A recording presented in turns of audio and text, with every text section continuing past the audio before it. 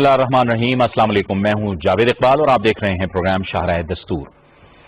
आज बलूचिस्तान के इलाके मच में एक अफसोसनाक वाकया हुआ है और अब वो अफसोसनाक वाकया ये है कि वो मजदूर जो अपने बच्चों का पेट पालने के लिए 2 वक्त की रोटी कमाने के लिए मजदूरी कर रहे थे, उनका बहिमाना कत्ल किया गया है।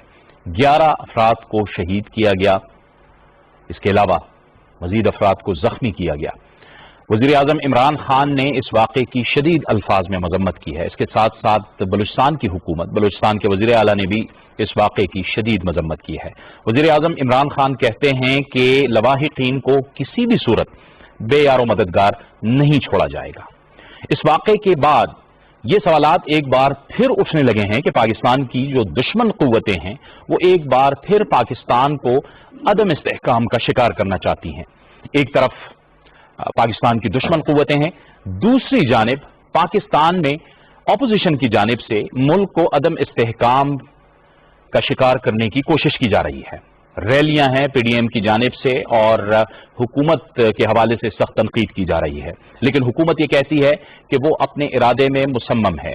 उसके हाथ में पाकिस्तान की तरक्की का एजेंडा है, उसके सामने पाकिस्तान की तरक्की का एजेंडा है और वो हर सूरत इस एजेंडे की तकमील चाहती है। इस सारे मंजरनामे में ये जो कुछ पाकिस्तान के अंदर सियासी तौर पर हो रहा है, ये किस हद तक मुआविन साबित हो सकता है उन बैरूनी कुव्वतों के लिए, इन तमाम मामलात पर बात आज हम करेंगे। और इसके लिए हमें ज्वाइन कर रहे हैं स्टूडियोज में, बलूचिस्तान से आपका ताल्लुक है जनाब सेनेटर अनवारुल हक काकड़, बलूचिस्तान अवामी पार्टी से ताल्लुक है। सेनेटर साहब आपको बहुत खुश आमदीद कहते हैं। गुफ्तगू में हमें ज्वाइन कर रहे हैं दिफाई तजियाकार general retired Amjad Shoaib. General साहब आपको भी बहुत खुश आमदीद कहते हैं और सीनियर सियासी तजियाकार जनाब डॉक्टर रसूल बख्श रईस साहब भी हमें ज्वाइन कर रहे हैं। डॉक्टर साहब आपको भी बहुत खुश आमदीद कहते हैं इस गुफ्तगू में। आगाज करेंगे सेनेटर साहब आपसे। हमने देखा कुछ रोज पहले भी एक वाकया हुआ दहशतगर्दी का, इस बार फिर हुआ। ये जो नया सिलसिला शुरू हुआ है इसको आप किस तरह से देखते हैं? जावेद, आप चूंकि जानते हैं कि आप बलूचिस्तान आते भी रहे हैं जब मैं उस वक्त वहाँ तर्जुमान था। 2 दिहाइयों से एक बड़ी ऑर्गेनाइज्ड किस्म की मैं समझता हूँ एक नए डायमेंशन के साथ टेररिज्म जो कि फाइनेंस हो रही है from the side of India, Balochistan Ajit Doval का जो डॉक्ट्राइन है उसमें टॉप प्रायोरिटी रखता है। वो हमारे वहाँ पे इथनिक फॉल्ट लाइंस और सेक्रेटेरियन फॉल्ट लाइंस दोनों को मिक्स करके जो ग्रोह उन्होंने तश्कील दे दिए हैं, जो प्रॉक्सीज उन्होंने तश्कील दी हैं, और वो प्रॉक्सीज एक तरफ तो टेंजिबल टेररिज्म के वाक़यात करते हैं और 2 दिहाइयों से इनसे लड़ते लड़ते आप जानते हैं फ्रंटियर कोर के जवानान, इंटेलिजेंस के लोग, पुलिस के लोग, लेवीज के लोग, बड़ी शहादतें दी हैं हमने। ये जो मैनेजेबल लेवल तक ये क्राइसिस आया है बलूचिस्तान में, वो दिन भी लोगों को याद होंगे जब दिन में 150-100 लाशें उठा करती थी। 80-80, 90-90 जो वकला थे वो दहशतगर्दी का शिकार हुए। पुलिस कैडेट्स 150 के करीब पुलिस ट्रेनिंग स्कूल में 3 अफराद के हमले से उनकी शहादतें हुई। तो बड़े स्पेक्टेकुलर किस्म के जो अटैक्स थे वो अल्लाह के फजल से डिमिनिश होते हुए, कम होते हुए जो अर्बन सेंटर टेररिज्म थी वो ऑलमोस्ट मैनेजेबल लेवल तक आ गई है। अब की सिचुएशन क्या है हमारे यहाँ, जैसे हमारे पहाड़ी सिलसिले नागाऊ की पहाड़ी सिलसिले हैं, गिच की तरफ, मकरान की तरफ जो ईरान से बॉर्डर हमारा मिलता है वहाँ के पहाड़ी सिलसिले हैं, या हरनाई खोस्त ये जो इलाका है यहाँ के जो पहाड़ी सिलसिले हैं, ये प्रॉक्सीज, ये दहशतगर्द अब इनकी पनागाहें, वो बलूची में एक लफ्ज़ है गिदान का जो इस्तेमाल होता है, वहाँ पे छोटी छोटी चटाइयाँ लगाकर 10-10, 15-15, 20-20 के अफराद 20 किलोमीटर, 40 किलोमीटर के फासले पे इन्होंने पनागाहें बना ली हैं, हाइड आउट्स बना लिए हैं। मैं समझता हूँ कि हमारे पूरे सिक्योरिटी पैराडाइम में भी एक बड़ी संजीदा लास्ट डिच एक फ्लश आउट करने के तरफ हमें प्लान करना होगा और ये जो हाइड आउट्स हैं इनमें भी इनको सेफ हेमन हमें डिनाई करनी होगी। क्योंकि करते ये क्या है, 6 महीने का गैप दे के, 3 महीने का गैप दे के एक सरप्राइज का एलिमेंट ले आते हैं और निहत्ते लोगों को निशाना बना लेते हैं और ऑप्टिक्स के लिए कौमी सतह पे, बैन अवी सतह पे खबर भी बना लेते हैं, उन मासूम लोगों की जिंदगियां के साथ खेलते हैं। इनके खिलाफ एक last ditch effective planned operation کی میرے خیال میں بڑی ارجنٹ ضرورت ہے. ٹھیک ہے جنرل صاحب، یہ جو موجودہ لہر آئی ہے اور یہ واقعات ہوئے ہیں، ابھی اس ہفتے کے شروع میں بھی اس طرح کا واقعہ ہوا، پھر یہ افسوسناک واقعہ ہوا، آپ کیا سمجھتے ہیں کہ یہ جو دہشت گردی کی لہر ہے اس کے مقاصد کیا ہو سکتے ہیں؟ بسم اللہ الرحمن الرحیم. دیکھیے دہشت گردی تو کافی سالوں سے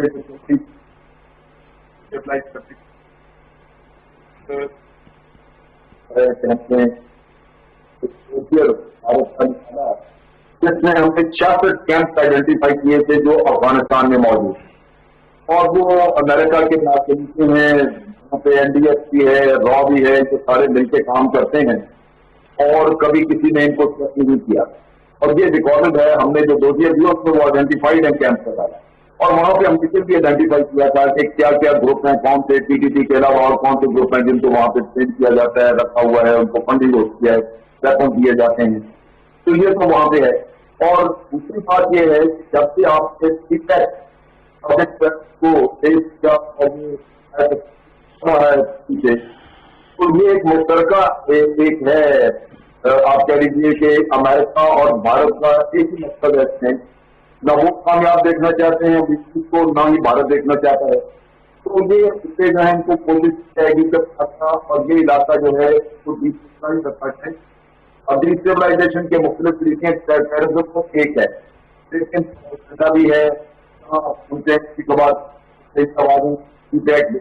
سے کوئی فائدہ نہیں، بلوچوں کو تو کوئی فائدہ نہیں مل رہا. یہ وہ چیزیں ہیں کہ سائملٹینیسلی چلائی جاتی ہیں.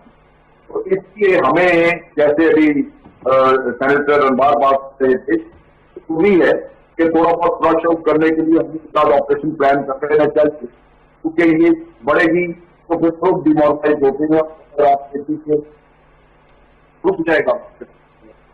تو یہ ایک خطرہ ایسا ہے کے لیے ہمیں آپریشن وغیرہ پلان کر لینا. جی لیکن انوار صاحب، یہ جنرل صاحب جس طرح سے بات کر رہے ہیں کہ ہم نے افغانستان کے اندر بھی کچھ کیمپس کو آئیڈینٹیفائی کیا تھا، یہاں تو یہ واقعات ہو رہے ہیں، لیکن ایسا لگتا ہے کہ پاکستان تو کمیٹڈ ہے اس پورے ریجن کے اندر پیس کے لیے، استحکام کے لیے، اسٹیبلٹی کے لیے.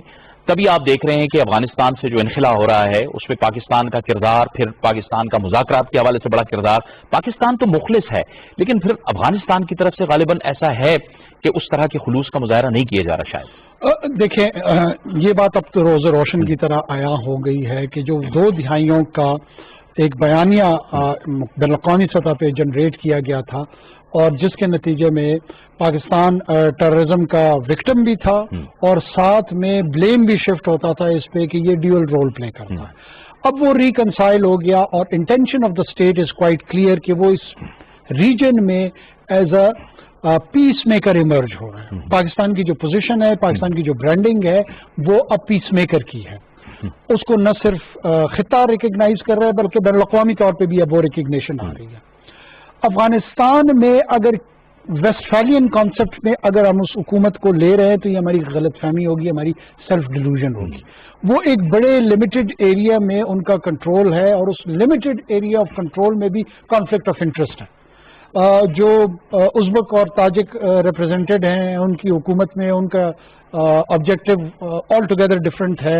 اشرف غنی صاحب کے جو زاویے ہیں اور جو اینگلز ہیں وہ انتہائی مختلف ہیں.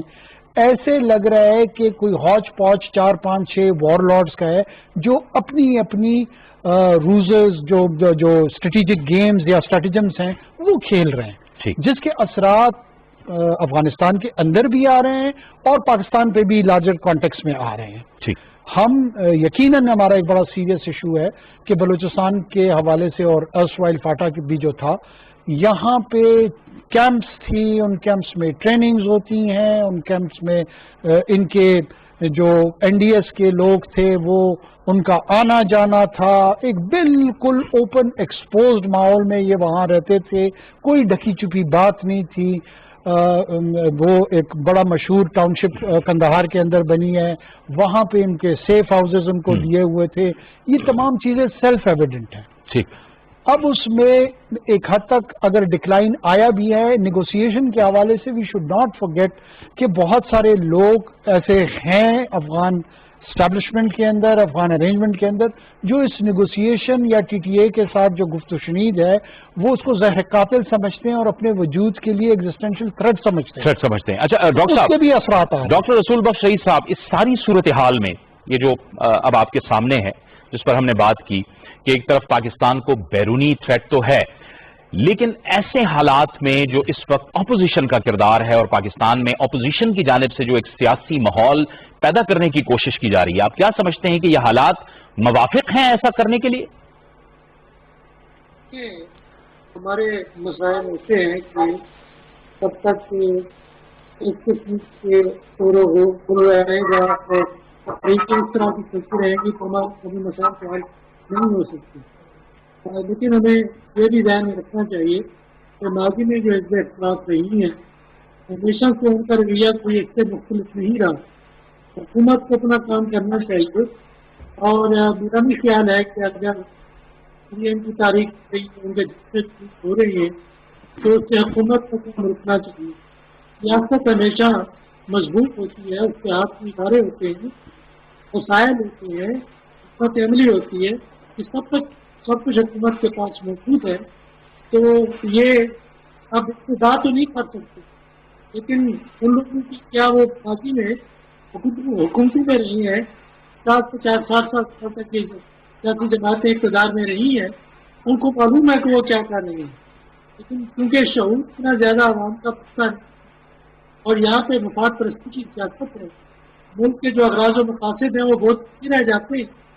تو ان سے زیادہ توقع رکھنا کہ وہ علاقے کے معاملات ہیں اور خصوص طور پہ جو پاکستان میں اور پاکستان میں جو دہشت کے واقع ہے اس کے اوپر ان کی طرف سے دھیان آتا ہوا بھی آپ کو دکھائی نہیں دے گا.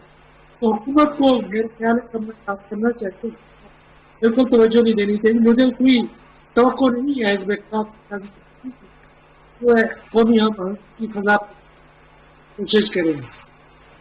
جنرل صاحب، میچور ملکوں میں میچور جو ایک اپوزیشن ہوتی ہے اس کا کردار اس طرح کے حالات میں کیا ہونا چاہیے کہ جب ملک میں اس قسم کے واقعات ہو رہے ہوں، آپ کے ایک بڑے صوبے میں اس طرح کے واقعات ہو رہے ہوں اور آپ اس کو سیاسی طور پر عدم استحکام کی طرف لے کر جا رہے ہوں، تو کیا کردار ہونا چاہیے اپوزیشن کا؟ دیکھیے، کردار تو تب ہو اگر لوگ اپوزیشن میں جو شامل ہیں جماعتیں ہیں یہ اپنے ذاتی مفادات سے ہٹ کے کچھ سوچے. وہ تو ہے ہی نہیں. اصل قصہ تو وہی ہے کہ یہ لوگ سارے کرپشن کے کیسز میں ملوث ہیں اور جو نہیں ہیں ان کو خطرہ ہے کہ وہ بھی ان کے بھی کیسز کھل جائیں گے. نتیجہ یہ ہے کہ وہ اس سسٹم کو ہی لپیٹنا چاہتے ہیں. آپ سوچیے کہ جو جمہوریت کے نام پہ اکٹھے ہوں تو ان کو دیکھ دیتا ہے کہ وہ افواج پاکستان کو کہیں کہ جناب یہ آپ نے سلیکٹ کیا تھا اس کو ہٹائیں آپ، وہ کون سا جمہوری عمل ہے. اور جب آپ سلیکٹڈ کہتے ہیں یہ کہتے ہیں کہ سلیکٹڈ نے سلیکٹ کیا تو پھر آپ کے پاس شواہد ہونے چاہیے. میں تو یہ ریکویسٹ کروں گا کہ حکومت کو چاہیے کہ چیف جسٹس کو ایک چٹھی لکھے اور ان سے کہیں کہ یہ ایک انڈیپینڈنٹ جوڈیشل کمیشن بنا دیں اور اپوزیشن جو جسٹس کر رہی ہے ان کو کہیں کہ یہ اپنے شواہد لے کے آئیں. یہ ان کے چند دنوں میں ان کے سارے جلسے جلوس میں سے آپ دیکھیے کہ وہ طاقت ان کی نکل جائے گی. وجہ اس کی ہے کہ ثبوت تو ہے کوئی نہیں. اگر آپ کوئی بھی شخص یہ کہے کہ جناب کیونکہ میں کہتا ہوں کہ یہ الیکشن جو ہے وہ ریگڈ ہے تو لہٰذا آپ کو ماننا ہوگا. ہمارے پاس یورپین یونین کی رپورٹ ہے جو کہتے ہیں کہ یہ الیکشن ٹھیک تھے اور بلکہ پچھلے دو الیکشن جو ہوئے اس سے بہتر تھے. اپنے ملک کی پاکستان کی رپورٹ ہے وہ کہتے ہیں جی پچھلے دو الیکشن سے یہ الیکشن بہتر تھے. اب اگر انڈیپینڈنٹ ادارے آپ کہہ رہے ہیں تو لازمی بات ہے کہ ان کے پاس شواہد نہیں ہے. یہ صرف اپنے مقاصد کے لیے یہ نعرہ لگا رہے ہیں اور ان کو لازماً اس سے کنفرنٹ کرنا چاہیے. عوام کے سامنے ان کو بے نقاب کرنا چاہیے کہ جناب کمیشن بن گیا اب آپ ثبوت لے کے آئیں. ان کی تو کمپلینٹس نہیں ہے وہاں پہ اتنی الیکشن کمیشن میں جس کا بنیاد سے کوئی کہے کہ جناب ان کو بہت زیادہ اس میں کوئی اعتراضات تھے. لیکن چونکہ پھنس گیا اپنے کرپشن کے معاملات میں تو انہوں نے سارے سسٹم کو خراب کیا ہوا ہے. اور اس وقت آپ پچھلا دیکھ لیجیے کہ جب مولانا نے دھرنا کیا تھا یہ وہ دن تھا، وہ وقت تھا جس دن کے مودی نے کشمیر کا قصہ کھولا اور اس کو یونین ٹیریٹری میں کنورٹ کیا. سارے ملک کی توجہ جو ہے وہ مولانا کے دھرنے پہ چلی گئی، کسی نے اس پہ احتجاج نہیں کیا، بات نہ ہو سکی اس پہ. اب بھی یہی ہے کہ یہاں پہ دنیا میں اور کئی مسئلے، پاکستان کی اپنی بہت بے شمار پرابلم، کووڈ پھیلا ہوا ہے، بیمار ہو رہے ہیں لوگ، لیکن یہ اپنے کام سے باز ہی نہیں آ رہا ہے کیونکہ ان کو اپنی ذات سے غرض ہے. آپ کی صحت، آپ کے کوئی معاملات سے تو غرض نہیں ہے. اور جتنا بھی آپ تقریریں سنتے ہیں، جتنا ان کا جو ہوتا ہے اس میں ہے کوئی ایسی بات جو آدمی کہے کہ جناب یہ قومی سطح کی بات ہے. سارا اپنا رونا روتے ہیں، اپنا دکھ روتے ہیں، اور وہی دراگ راستے رہتے ہیں، سلیکٹڈ.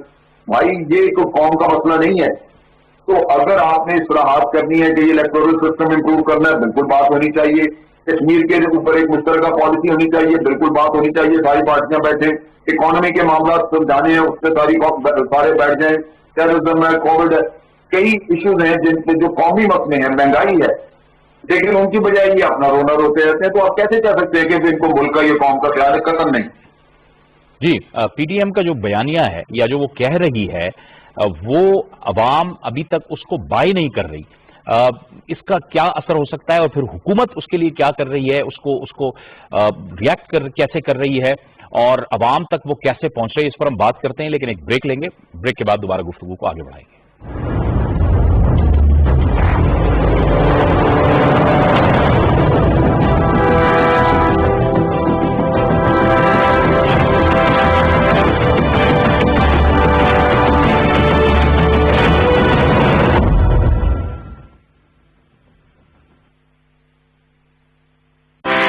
فوری خبر ہو، رائے یا تجزیے، ڈیجیٹل دنیا میں آپ کے ساتھ ساتھ پی ٹی وی نیوز کی سوشل میڈیا پلیٹ فارمز پر بڑھتی مقبولیت، ٹاک شوز، خصوصی رپورٹس اور آگہی کے پیغامات کی فوری رسانی کے لیے پیش P T V news Facebook account پر 30 لاکھ فالوورز مکمل.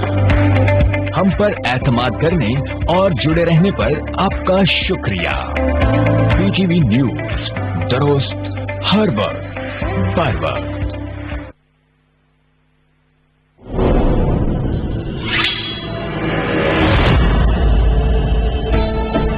سلیمان شاہ کے خیمے سے ہم لوگ امید کی نئی کرن بن کر روانہ ہو رہے ہیں والدہ. ہم مشرق کے آخری کونے میں جا کر کائی قبیلے کا پرچم بلند کریں گے. ارطغرل کا شہزادہ یگت کا سر چاہیے مجھے. تمہارا خاندان، تمہارے جنگجو سب کے سب مارے جاؤ گے. یوسف علیہ السلام کے بھائیوں نے ان کے ساتھ جو کیا وہی آپ نے میرے ساتھ کیا. میں تمہیں اپنے لشکر سے سپاہیوں کو ہرگز نہیں لے جانے دوں. اپنے مردوں کو اکیلا نہیں چھوڑیں گے ہم. اور کتنے لوگوں کو اپنی جھوٹی انا کی بھیس چڑھائیں گے آخر. میں قسم کھاتا ہوں کہ میں تمہاری نسل کا نام و نشان مٹا دوں گا. اس قافلے نے مکہ اور مدینہ کے ان صحابہ کرام کی یاد تازہ کر دی جنہوں نے حضرت جعفر بن ابو طالب کی سربراہی میں حبشہ کی طرف اسلام کی پہلی ہجرت فرما دی.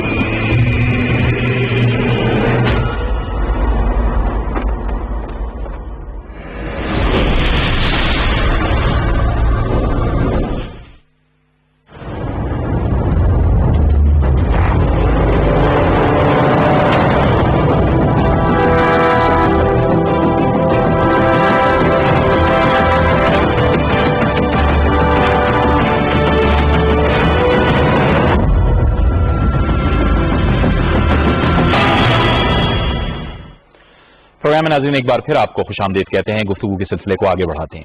یہ جو اس وقت صورتحال ہے اپوزیشن کی جانب سے جو پی ڈی ایم کی ریلیاں ہیں اور عدم استحکام کا شکار کرنے کی کوشش کر رہی ہے پی ڈی ایم، یہ کس کی معاون ثابت ہو رہی ہے انوار صاحب؟ دیکھیں، جب بھی پولیٹیکل انسٹیبلٹی ہوتی ہے اس کا ڈائریکٹ امپیکٹ جو ہے نا وہ اکنامک سچویشن پہ پڑتا ہے. اس میں کوئی دو رائے نہیں ہے. عام سیاست کا جو طالب علم ہے وہ اس بات کو سمجھتا ہے. ان کے یہ سو کال بیانیے کو جب آپ ایگزامن کر کے دیکھتے ہیں، 45% جو ووٹ پول ہوا ہے نا وہ پی ڈی ایم کے جو پلیٹ فارم پہ جماعتیں اکٹھی ہوئی ہیں یہ ان کے حق میں ہوا ہے، اور 37% ووٹ جو ہے نا وہ پی ٹی آئی کے حق میں پول ہوا ہے. تو یہ کیسی انجینئرنگ ہے، یہ کیسی سلیکشن ہے جس میں ان کو زیادہ ووٹ پڑا ہے. اب وہ proportion wise parliamentary form of government میں یہ اس پوزیشن میں آ گئے کہ اپنے الائز کے ساتھ مل کے انہوں نے حکومت سازی کر لی اور پرائم منسٹر عمران خان کو الیکٹ کیا by the support of 171 MNAs.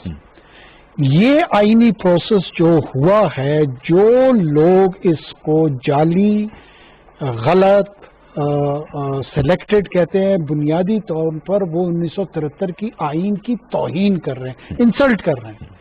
یہ پی ڈی ایم اس آئین کے جس کے یہ خود ان کے فور فادرز بانی ہے، یہ بھٹو صاحب کی توہین کر رہے ہیں۔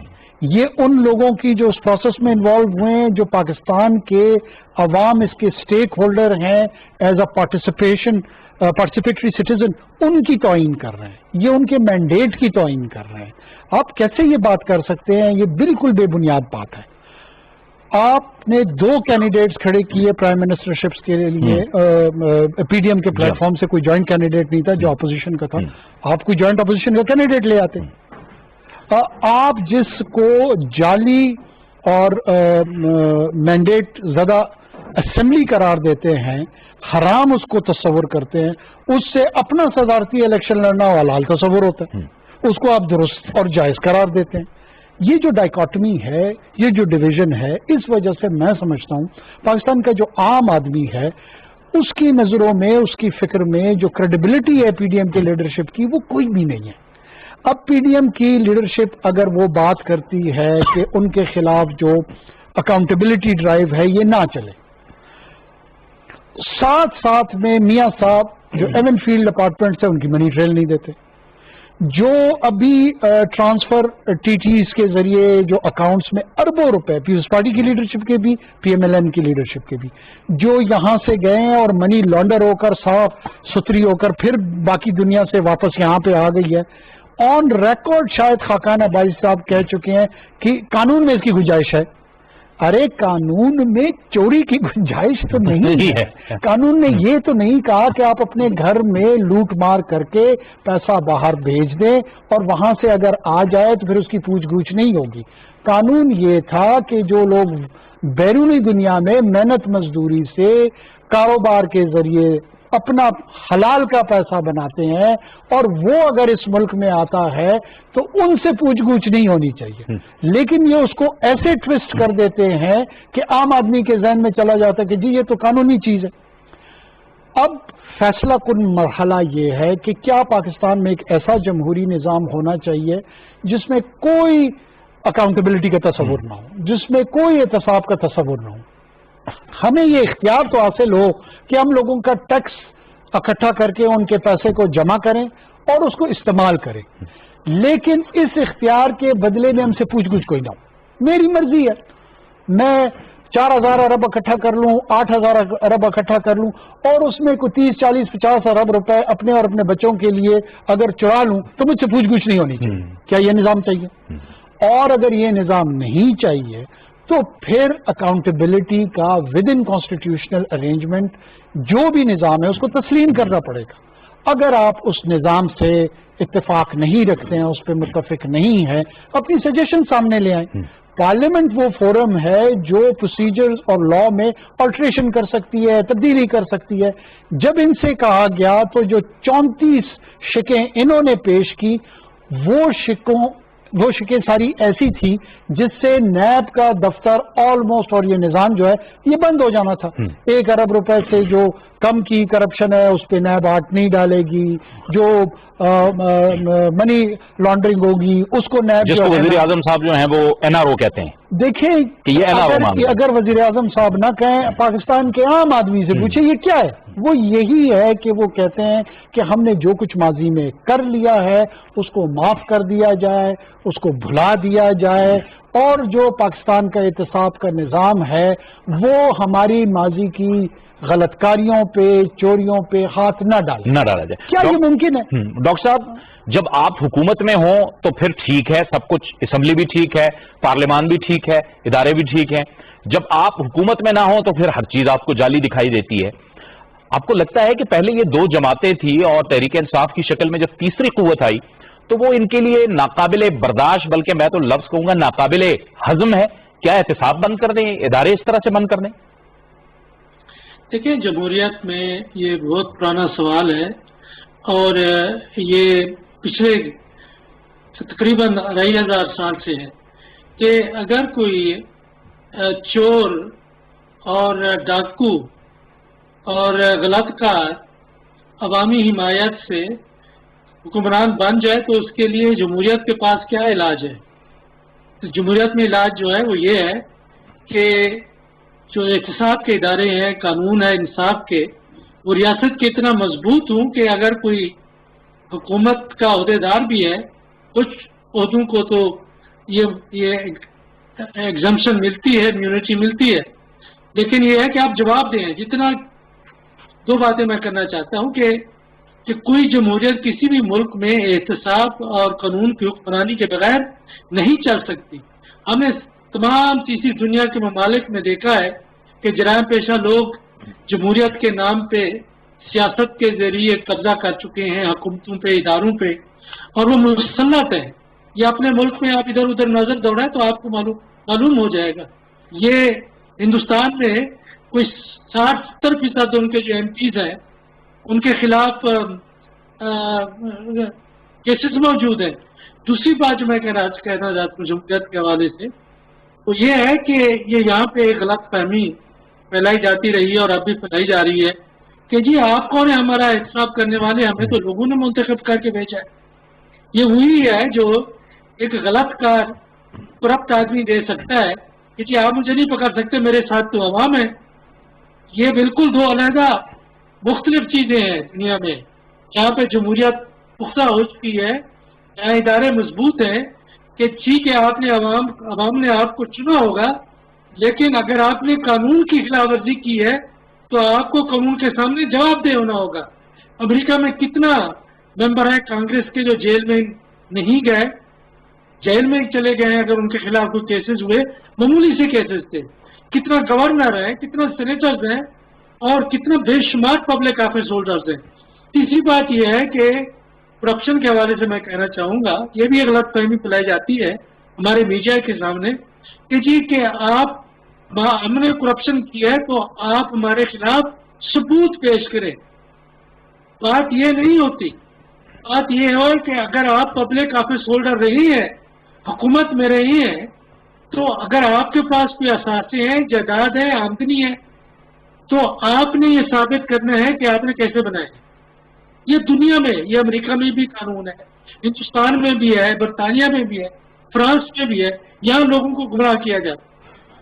کوئی بیوروکریٹ ہو، کوئی جج ہو، کوئی سیاستدان ہو، کوئی اگر حکومت کا عہدیدار رہا ہے، اس نے جواب دینا ہے کہ آپ کے پاس پیسے یہ کہاں سے آئے ہیں. کیونکہ آپ کے جو انکم ٹیکس ہے سالانہ، اس سے پتہ چل جاتا ہے کہ آپ کی کتنا انکم ہے، کتنا کمایا ہے، کتنا حکومت کو دیا ہے. اس کے علاوہ جو کچھ ہے آپ کے پاس، آپ نے اس کے بارے میں حساب دینا ہے. یہ جب ان سے پوچھتے ہیں یہ اربوں خربوں میں ہے، کہتے ہیں آپ ثبوت لیں. ثبوت تو آپ لیں کہ آپ نے یہ دولت کیسے کمائی. جنرل صاحب، اگر وہ بات پھر جو اس وقت سیاسی صورتحال ہے وہ ذہن میں آ جاتی ہے، اور مجھے کہنے دیجئے گا کہ اگر ملک انہی لوگوں نے ٹھیک کرنا ہے تو سوال تو پیدا ہوتا ہے نا کہ پھر خراب کس نے کیا تھا؟ دیکھیے یہ بھی سوال ہے، اور یہ بھی سوال ہے کہ اگر ٹھیک کرنے کی کوئی بات تھی تو یہ 10 سال سے تو یہی حکومتیں کر رہے تھے نا. ان کو ٹھیک کر لینا چاہیے تھا. اگر کوئی اصلاحات کرنی تھی وہ کر لیتے، اگر کوئی نیب کے قوانین میں تبدیلی کرنی تھی کر لیتے. اب یہ حکومت جو پارٹی پہلی دفعہ حکومت میں آئی ہے اور اس کو آئے 2.5 سال ہوئے ہیں، آپ پہلے دن سے شروع ہو گئے. یعنی آپ اگر مولانا کا کام دیکھیں تو پہلے دن جب ابھی حلف اٹھانے تھے ان لوگوں نے اسمبلی میں جا کے، تو اس وقت تو بھی کوئی نااہل یا نالائکی والا کے ساتھ اٹھا ہی نہیں. ابھی تو وزیر اعظم نے حلف نہیں لیا ہوا تھا اور مولانا نے کہنے شروع کر دیے کہ جناب استعفے دے دیں. آپ کو یاد ہوگا کہ باقی پارٹیز نے نہیں مانا، لیکن مولانا تو پہلے دن ہی حلف اٹھانے کے حق میں نہیں تھے. تو اس وقت کیا ہوا تھا؟ یہ تو عوام کو سوچنا چاہیے کہ جو پہلے دن، آج تو آپ مختلف قسم کے بہانے لے لے کے کہہ رہے ہیں کہ جی چینی نہیں مل رہی، چینی مہنگی ہو گئی. حالانکہ 80% شوگر کی جو مارکیٹ ہے وہ ان کے پاس ہے. میاں برادران کی شوگر ملے ہیں یا زرداری صاحب کی شوگر ملے، اپوزیشن والوں کی ہیں. اور کھانے پینے کا تمام کاروبار آپ پنجاب میں دیکھ لیں، چکن کا دیکھ لیں، دودھ کا دیکھ لیں، یہ ان کے پاس تھا، ہمارے میاں برادران کے پاس. تو یہ سارا تو یہ کنٹرول کرتے تھے، اور اب آ کے اس کا نام لے کے تو انہوں نے شور مچا دیا، واویلا مچا دیا. جو ہوا ملک کے ساتھ خرابی وہ 10 سال میں ہوئی ہے، 11 سال میں جو انہوں نے حکومتیں کی ہیں. تو وہ عوام کو آپ جو جھوٹ سچ سنائیں، وہ کوئی نہ کوئی بیچارے سادہ لوگ جو ہیں وہ سننے کے لیے آ جاتے ہیں. یہ ہمارے گاؤں دیہاتوں میں تو یہ عالم ہے کہ ایک گاؤں میں اگر 200 لوگ ہیں، 200 ووٹوں کا ایک آدمی نمبردار جو وہ ٹھیکیدار بن جاتا ہے، وہ جا کے ان سے بات کرتا ہے کہ مجھے پیسے اتنے دے دے تو میں 200 آدمی لا کے آپ کے ووٹ کروا دیتا ہوں، اگر آپ پیسے نہیں دیتے میں دوسری پارٹی کے پاس چلے جاتا ہوں، کیونکہ ان بیچاروں کو شعور نہیں ہے. آپ بریانی کھلائیں، آپ ان کو بوتلیں پلائیں کوکا کولا کی، وہ آپ کے ساتھ چل پڑتے ہیں. تو ان چیزوں کو یہ ایکسپلائٹ کر رہے ہیں آج بٹھا کے. پھر مولانا جو ہے وہ ایکسپلائٹ کر رہا ہے اپنے مدرسوں کو. آج اب بھاگلپور میں جلسہ، اور اگر آپ دیکھ لیں تو وہاں پہ ایڈریس تو مریم کر رہی ہے لیکن نون لیگ والے لوگ نہیں ہیں، جھنڈے سارے آپ کو مولانا کے نظر آتے ہیں. خدا جانے کہاں کہاں سے پکڑ کے مدرسوں سے لوگ لے کے آئیں. تو ان کو پکڑنا چاہیے. کیا مدرسوں میں بچے اس لیے بھیجے جاتے ہیں کہ مولانا کا سیاسی ایجنڈا آگے چلایا جائے؟ تو یہ سارا ہی نظام جو گڑبڑ انہوں نے کی ہوئی ہے، اس کو کوئی نہ کوئی کسی جگہ پہ چیک کرنا ہوگا. نہ کریں گے یہ ایکسپلائٹ کرتے رہیں گے ریاست کو اپنے مقاصد کے لیے. آج آپ دیکھیے کہ یہ جو کرپشن کے کیسز ہیں، آپ اس میں صرف ایک پوائنٹ دیکھ لیں. میاں صاحب نے، ان کی بیٹی نے سپریم کورٹ میں جعلی ڈاکومنٹس دی. کبھی آپ نے سنا ہے کہ سٹنگ پرائم منسٹر کہیں اوتھ اٹھا کے حلف لے کے تو جو اعلیٰ ترین عدالت ہے وہاں پہ وہ جعلی کاغذات، جعلی ایفیڈیوٹ اور اس طرح کی چیزیں دے دے؟ لیکن لوگوں میں شعور نہیں ہے. یہ کسی جگہ کسی اور معاشرے میں ہوا ہوتا تو انہوں نے اٹھا کے بندے کو باہر پھینکنا تھا کہ تم کیا باتیں کرتے ہو. لیکن یہاں پہ یہ ہے کہ وہ شعور نہیں، اور یہ لوگوں کو بیوقوف بنا رہے اپنے اداروں سے. انوار صاحب، لیکن پی ڈی ایم تو پہلے کہتی تھی ہم استعفے بھی دیں گے، لانگ مارچ تو کریں گے، استعفے بھی دیں گے، استعفوں سے تو بھاگ گئے، استعفے نہیں دیے رہے کیونکہ اب وہ سب کہہ رہے ہیں کہ نہیں، سینٹ کا الیکٹورل کالج ڈسٹرب نہیں ہوتا استعفے دینے سے، اس سے تو پیچھے ہٹ گئے. باقی معاملات میں بھی آپ کو لگتا ہے کہ ان کے غبارے سے ہوا نکل گئی؟ آپ دیکھیے، یہ میری پولیٹیکل فورکاسٹ ہے. 2023 کے الیکشن کی تیاری 12 مارچ کے بعد شروع ہو جائے گی، اور وہ بھی 25 جولائی آخری گھنٹے تک اس پارلیمنٹ نے اپنا ٹینیور پورا کرنا ہے. جس کسی کو یہ غلط فہمی ہے کہ ایجیٹیشن کے تھرو وہ نئی رول آف انگیجمنٹ انٹروڈیوس کرا دے گا اس انوائرمنٹ میں، جو ریجنل انوائرمنٹ ہے، انٹرنیشنل انوائرمنٹ ہے، وہ سیلف ڈیلوژن کا شکار ہے، وہ خود فریبی کا شکار ہے. میں بالکل اعتماد کے ساتھ، اللہ کے فضل کے ساتھ یہ بات کر رہا ہوں کہ 2023 کے الیکشن کی تیاری شروع ہو جائے گی. حکومت بھی کرے گی اور اپوزیشن بھی کرے گی. پاکستان کے لوگوں نے یہ فیصلہ کرنا ہے کہ پوسٹ 2023، یہ تو اب ٹینیور جس حکومت کا ہے وہ تو رہے گا. 2023 سے 28 ان کو کس قسم کی حکومت چاہیے، 28 سے 32 تک ان کو کس قسم کی حکومت چاہیے. یہ ذہن سازی میں سمجھتا ہوں ہماری جیسی چھوٹی پارٹیوں کو، پی ٹی آئی کو، باقی لوگوں کو اپنا ایک مربوط اور پروفاؤنڈ میسج پاکستان کے لوگوں کو دینا ہے. پاکستان کا ریاست اور معاشرہ اس انداز میں نہیں چل سکتا جیسے پچھلے 7 دہائیوں میں چلا ہے. ہمیں ایک چینج آف ڈائریکشن کی ضرورت ہے، ہمیں ایک نیشنل ایجنڈا کی ضرورت ہے، ڈومیسٹک نیشنل ایجنڈا کی ضرورت ہے، فارن پالیسی کی نیشنل ایجنڈا کی ضرورت ہے، جو کنسسٹنسی کے ساتھ 10 to 15 ایئرز پاکستان کو ایک اسپیسیفک ڈائریکشن میں لے کر جائے، اور جو ہمارے اکنامک ووز ہیں اور ہمارے جو دوسرے مسائل ہیں اس کو ہم سیٹل کر سکیں. جس انداز میں ہم نے ریاست کے ساتھ ایک مذاق 7 دہائیوں میں کیا ہے، اس کو اب ہمیں ایک سنجیدہ ڈائلاگ میں تبدیل کرنا ہوگا. اور میں نہیں سمجھتا ہوں کہ پی ڈی ایم کو بہت بڑی سٹیک ہولڈر اس میں ہوگی اگر ان میں سے ان کی جو سیکنڈ ٹیئر لیڈرشپ ہے وہ اٹھتی ہے اور وہ اپنے ہی لیڈرشپ سے سنجیدہ سوالات کرنا شروع کر دے گی. میرے خیال میں اس معاشرے کی سب سے بڑی خدمت ہوگی. ڈاکٹر صاحب جی ہماری پولیٹیکل پارٹیز کو اگر ہمیں مغربی جمہوریت چاہیے تو پھر ہماری پارٹیوں کو فرینچائز کے طور پہ کام نہیں کرنا ہوگا. پھر ان کو بھی ڈیموکریٹس اور ریپبلکنز کی طرح اور ٹوریز کی طرح اور لیبرز کی طرح ایک بیورو کی شکل اختیار کرنی پڑے گی اور انسٹیٹیوشنل انداز میں پولیٹیکل کیڈر پروڈیوس کرنا ہوگا. ذاتی جاگیر کے طور پہ جو عوام کے ساتھ ٹریٹمنٹ ہے یہ مزید نہیں چل سکتا. ڈاکٹر صاحب، یہ جو انوار صاحب جس قومی ایجنڈے کی بات کر رہے ہیں، اس قومی ایجنڈے کو تکمیل تک پہنچانے کے لیے پہلے تو اس کی تشکیل ہوگی، پھر اس کی تکمیل ہوگی. اس کے لیے واحد راستہ وہی مذاکرات، گرینڈ نیشنل ڈائلاگ، یعنی اپوزیشن کے پاس بھی یہی ایک واحد راستہ ہے بجائے اس کے کہ آپ ملک کو سیاسی طور پر عدم استحکام کا شکار کریں. دیکھیں، یہ جو جماعتیں جن کی ہم بات کر رہے ہیں یہ موروثی سیاسی جماعتیں ہیں، اور بالکل کاکر صاحب نے بالکل درست فرمایا کہ یہ جو بزنس انٹرپرائزز ہیں सियासत को अपनी मुनाफत के लिए इस्तेमाल करते हैं, तो तीसरी ताकत जब उभर के अवाम और खास तौर पर नौजवानों की कोशिश से और वो घरों से निकले हैं उससे आई है, तो वो ये समझते हैं कि उस पर इस किस्म की बातें करके उसको ख़त्म करने की कोशिश करेंगे। जहाँ तक कौमी एजेंडा का ताल्लुक है, मेरा ख्याल है कि हर सियासी जमात का जो एक मंशूर होता है वो कौमी एक एजेंडा ही होता है। मेरा ख्याल है कि उसके खदोखाल या सब कुछ PTI के मंशूर में मौजूद है। उनको चाहिए कि अपने मंशूर पर जो आवाम के सामने रखा, उनके पास मैंडेट है वो सब कुछ करने का, बजाय इसके इधर उधर देखते रहें, उसके ऊपर अमल करें और उससे मुल्क के अगराज व मकासद और पाकिस्तान में इस्तेहकाम और तरक्की मुमकिन हो सकेगी। और मेरा ख्याल ये है कि हुकूमत को अपना काम करना चाहिए। जन साहब, ये जो कोरोना की सूरत हाल है इस वक्त, जिसमें हमें बहुत ज्यादा एहतियात की भी जरूरत है, फिर जाहिर है कि जो माशी चैलेंजेस हैं वो भी उस हुकूमत के सामने हैं। आपको लगता है कि हुकूमत भी उस पर फोकस कर रही है? क्योंकि हुकूमत को बजाय इसके कि वो PDM के पीछे जाए या ऑपोजिशन के की पिच पे खेले, वो फोकस हो अपने मामलात को बेहतर करने में और अपने एजेंडे की तकमील की जानिब।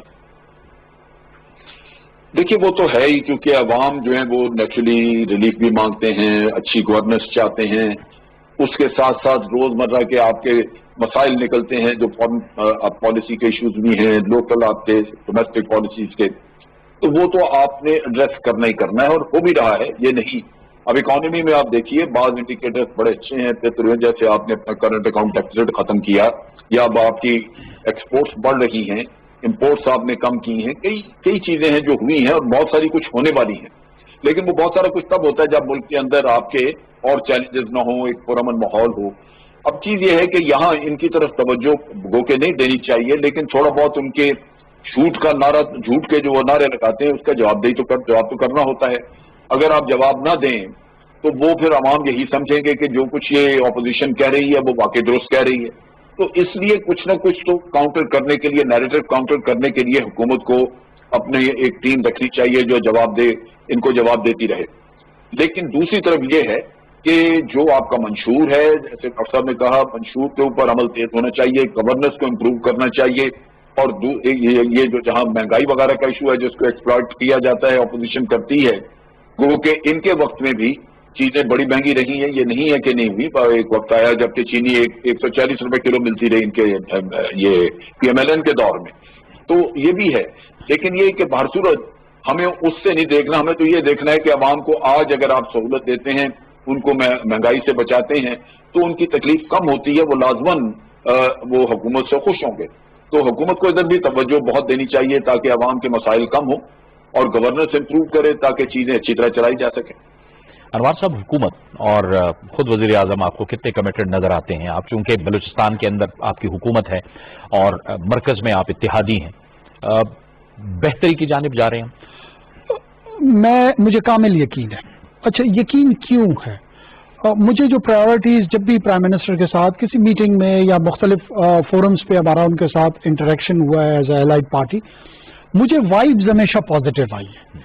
अच्छा, वो इंटेंशन, जो अप्रोच है इश्यूज की जानिब, वो नॉन पार्टिजन नजर आती है, वो पर्सनल रिक्वायरमेंट के तहत नजर नहीं आ रही होती कि कहीं पे आपको पर्सनल इंटेलिजेंसेस उस शख्स की नजर आ रही हों। आपको हमेशा एक नेशनल एजेंडा के तौर पे नजर आ रहा होता है कि एक स्टेट्समैन के तौर पे, एक नेशनल लीडर के तौर पे, जो कि एक यूनिफाइंग फोर्स को सिंबलाइज करता है। वो इसके गवर्नेंस के इशू को भी एड्रेस करना चाह रहा है, इकोनॉमिक इश्यूज को भी एड्रेस करना चाह रहा है, सिक्योरिटी कॉन्टेक्स्ट में भी रिस्पॉन्ड करना चाह रहा है, फॉरेन पॉलिसी के इश्यूज को भी ले रहा है। तमाम चीजों में मुझे संजीदगी, कमिटमेंट और फोकस्ड काम करना हो। 13 घंटे, 14 घंटे, 10 घंटे normal reportedly he is working. साथ में जो आइडेंटिफाई, प्रोग्नोसिस किया हुआ है कि इस मुल्क के दरीना मसाइल क्या है, वो तो उस डायरेक्शन में है। जिस चीज की जरूरत है, और मैं ये संजीदा हल्कों के लिए पैगाम दे रहा हूं कि इस डायरेक्शन में पाकिस्तान को कम से कम 15 साल की जरूरत है।